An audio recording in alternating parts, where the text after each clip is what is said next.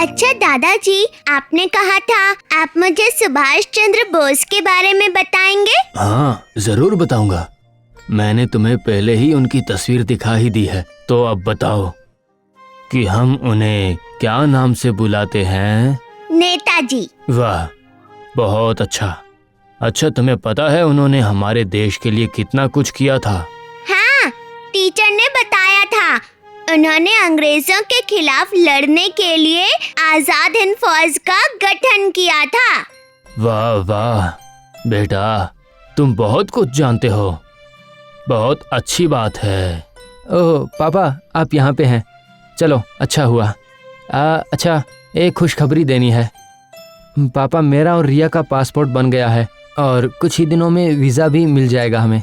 Passport, visa? तुम क्या कह रहे हो बेटे? पापा, मैंने आपको बताया तो था, जिस तरह से महंगाई दिन ब दिन बढ़ती जा रही है, यहाँ काम करके घर चलाना संभव नहीं है पापा। बस इसीलिए मैंने आपको विदेश जाने के बारे में बताया तो था, अमेरिका के बारे में।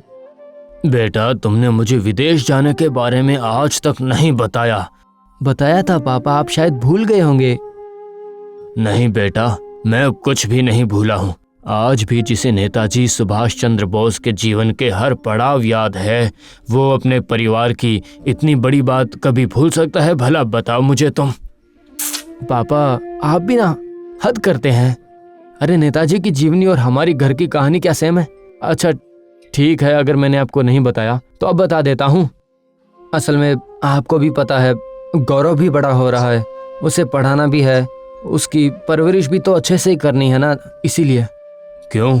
मुन्ना तो अच्छी पढ़ाई कर तो रहा है और मैं भी तो अच्छा कमा रहा हूँ।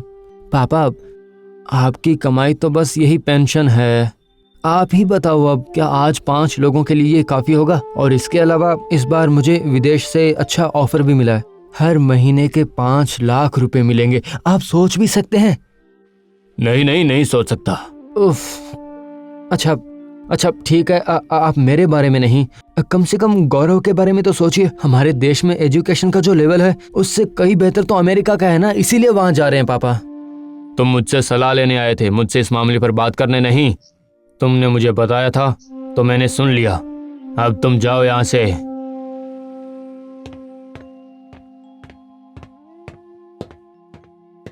सूरज चला जाता है।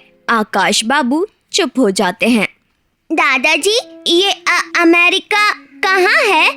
बहुत दूर है मुन्ना, बहुत दूर। अगर वहाँ चले गए तो क्या वापस नहीं आ सकते? नहीं नहीं मुन्ना, तुम क्यों नहीं आ पाओगे? तुम मुझे छोड़कर कहीं नहीं जाओगे ना? नहीं दादाजी, मैं आपको और दादी को छोड़कर कहीं नहीं जाऊंगा। तुम चले गए तो मेरा क्या होगा मुन्ना?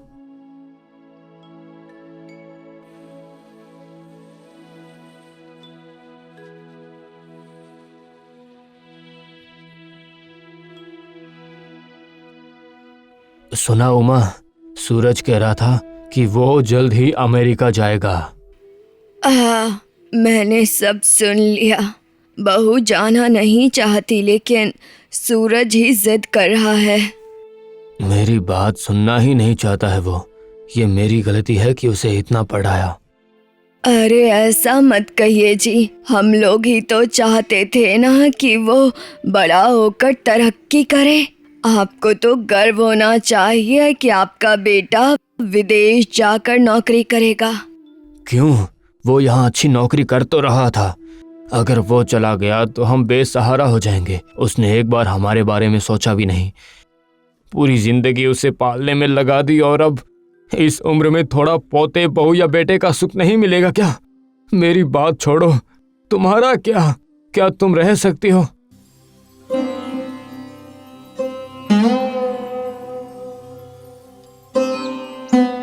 देखते ही देखते विदेश जाने का दिन आ जाता है। आसमान में बादल छाए हुए थे और धूप भी निकला हुआ था। दोपहर 1:30 बजे की फ्लाइट थी। सूरज सुबह से ही काफी व्यस्त था। रिया, सब चेक कर लेना, 10 बजे तक गाड़ी आ जाएगी, ठीक है ना? बेटा, मुन्ना को अचार बहुत पसंद है, तो तू इसे अपने साथ लेकर जा, उसे वहाँ अच्छा लगेगा।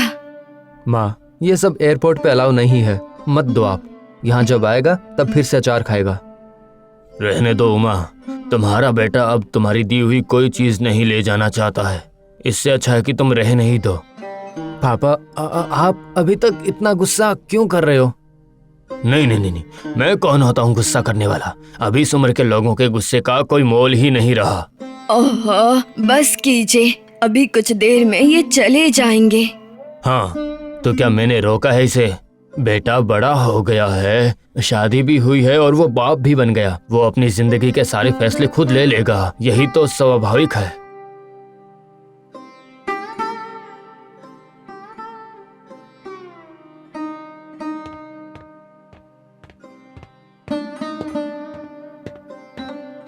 पापा, अपना ख्याल रखिए। खुश रहो बेटी, हमें रोज फोन करती रहना, नई जगह के बारे में सब बताना हमें, ठीक है? हाँ दादाजी, मैं रोज आपको वीडियो कॉल करूँगा, ठीक है? ठीक है। माँ, ध्यान रखिएगा।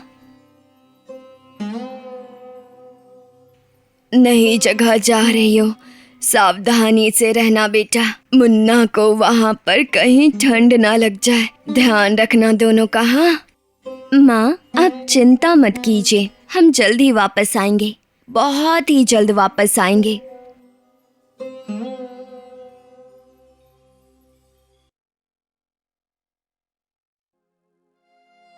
अरे कब से बुला रहा हूँ, क्या कर रही थी? आओ जल्दी से गाड़ी में बैठो। मुन्ना जल्दी बैठो, देर हो जाएगी नहीं तो। माँ पापा को प्रणाम करके आइए। अरे हाँ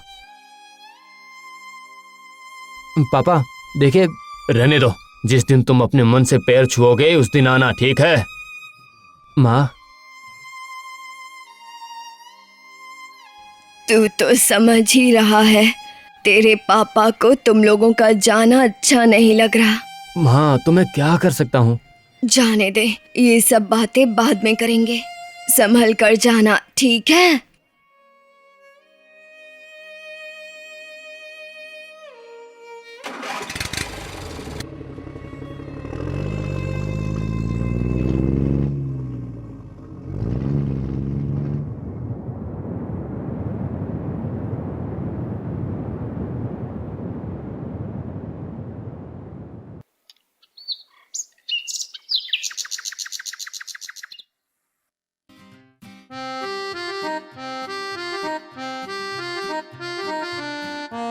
तो रिया, कैसा लग रहा है अमेरिका?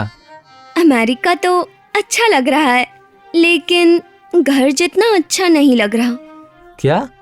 अरे लोग अमेरिका आने का सपना देखते हैं और तुम्हें यहाँ अच्छा नहीं लगता है?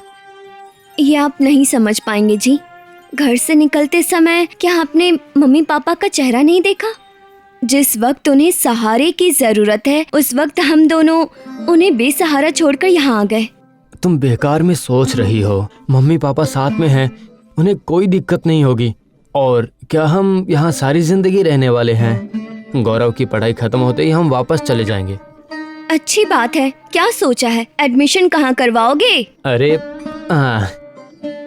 मैंने तो सब कुछ सोच ही लिया है, बस उसे एक छोटी सी परीक्षा पास करनी है। तो कहाँ पढ़ेगा बताइए हमारा बेटा? लोरेटो डे स्कूल में। लोरेटो? वो तो यहाँ से बहुत दूर है, दूसरे छोर में है।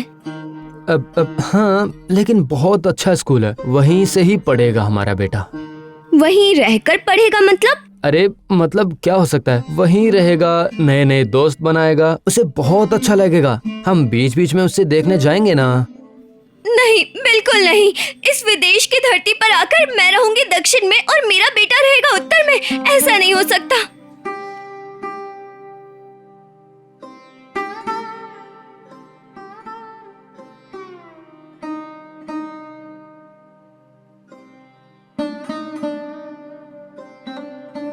ऐसा ही होता है। गौरव को हॉस्टल भेज दिया जाता, लेकिन उसके जाने के बाद ना सिर्फ उसकी माँ बल्कि उसके पापा भी बेचैन रहने लगते हैं। उन्हें अपनी जिंदगी में एक खालीपन महसूस होने लगता है। अब मुन्ना, जरा रूम से चश्मा लेकर आना बेटा। अरे अब मुझे तो याद ही नहीं रहा। अभी अभी फोन पर बात हुई थी, मैं भी ना, अब मैं जाता हूँ, खुद ही चश्मा लेके आ जाता हूँ।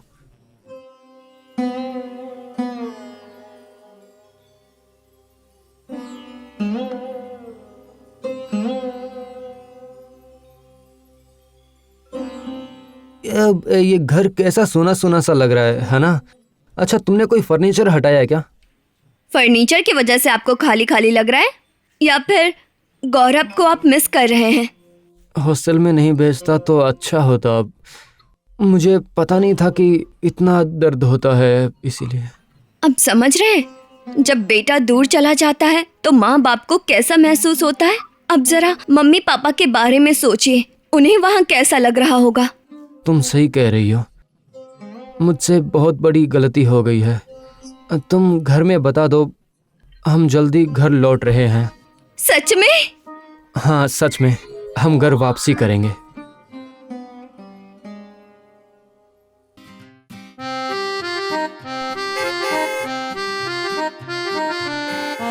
एयरपोर्ट पर दादाजी को देखते ही गौरव दौड़कर उनके पास आ गया। दादाजी। मेरा मुन्ना। गौरव ने दादाजी को गले लगा लिया। दोनों की आंखें नम हो गईं। दादाजी, आप रो क्यों रहे हैं?